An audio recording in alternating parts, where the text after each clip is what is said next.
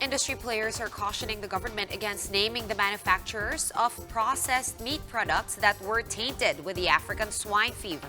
But the Trade Department says it is the right thing to do. Shaila Francisco with the story. The Trade Department is demanding that the manufacturer of processed meat products that tested positive for African swine fever be named and have these products pulled out from the market. Dahil matatakot ang tao. Pero dun sa certificate, sa report na nakita natin, hindi nakapangalan yung brand. But the Philippine Association of Meat Processors warns that the government must proceed carefully since the samples could have easily been mixed. What they do is they take this, they take this, they take this, and they put it in a styrofoam box. Possibly, the act of putting it in a styrofoam box could have caused us, the commingling could have caused cross-contamination. This is the reason why they cannot name the brand. This comes after the Bureau of Animal Industry confirmed that the 3 samples of processed pork products have tested positive for ASF. These include hot dog, longganisa, and tocino products from an unidentified medium-scale brand and from unbranded homemade producers. The Agriculture Department says the items were confiscated from passengers in a seaport in Calapan, Oriental Mindoro and were sourced and processed in an ASF-affected area in Central Luzon. Itinakas kasi ng mga ibang doon sa 1 kilometer radius sa 1710 protocol. Within 1 kilometer, the backyard racers, not those who were not willing to surrender their pigs, no? Kasi kala nila, tumatakbo pa, malusog pa, pero yet may virus na yun. So hindi nila surrender, pinagbili sa mga traders. Ito naman traders, tinawaran, binigay kaagad.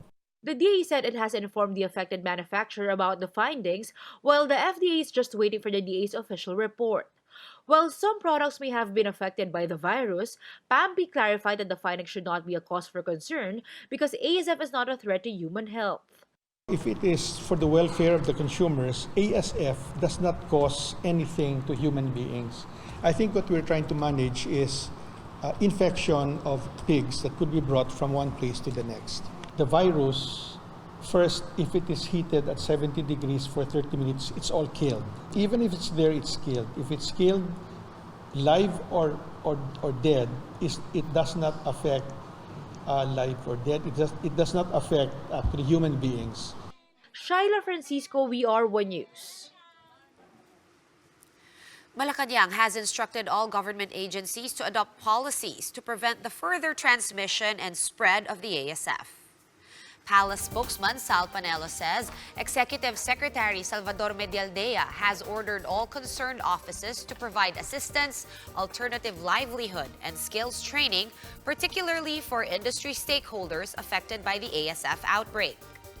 The palace is also seeking the cooperation of the public to stop the spread of ASF in the country. And Agriculture Chief William Dar is reminding traders that anybody found selling illegally slaughtered animals can be held liable under law. Dar is thus appealing to small backyard hog raisers not to sell ASF-infected pigs and for traders not to sell infected pork and processed meat products. Dar is calling on the public to continue buying pork products from vendors that have obtained certificates from the National Meat Inspection Service, or NMIS. Former Food Security Czar Senator Kiko Pangilinan is urging the DTI and DA to identify the brands of processed meat that are tainted with the ASF. He is also urging these agencies to immediately remove these products from the market.